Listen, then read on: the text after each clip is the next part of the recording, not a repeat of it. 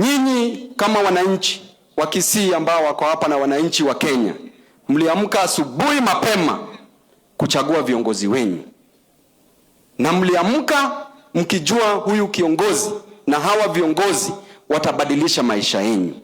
Watahakikisha ya kwamba unapata elimu bora, sio bora elimu. Kuhakikisha ya kwamba upate matibabu bora, sio bora matibabu. Na uliambiwa kazi ni kazi, na hata hujapewa kazi mpaka sasa. Kazi ambayo vijana wetu wanapewa hapa nchini Kenya na serikali kuu ni kazi ya vijana wetu kukua goons.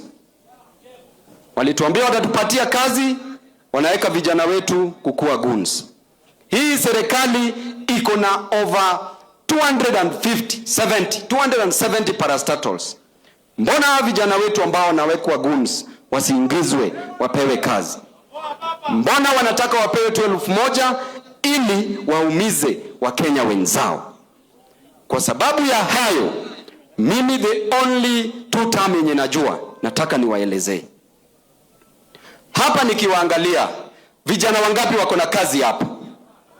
Vijana wangapi wako na kazi hapa? Kwa hivyo tunasema wamama wangapi wako na karo ya shule hapa? Wamama wangapi wako na karo ya shule hapa? Kwa hivyo tunasema wazee wangapi hapa wako na pesa ya matibabu? Kwa hivyo tunasema the only two term I know, wacha niwaelezee, ni ya kwamba sisi kama watu wa upinzani tutamlazimisha apatie vijana wetu kazi. Tutamlazimisha elimu, gharama ya elimu iende chini. Tutamlazimisha bei ya vyakula iende wapi? Chini. Tutamlazimisha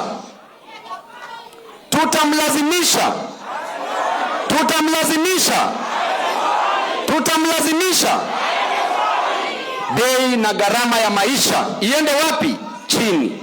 Na akikataa jinsi ambavyo amekataa 2027 tutamtoa. 2027 tutampeleka wapi?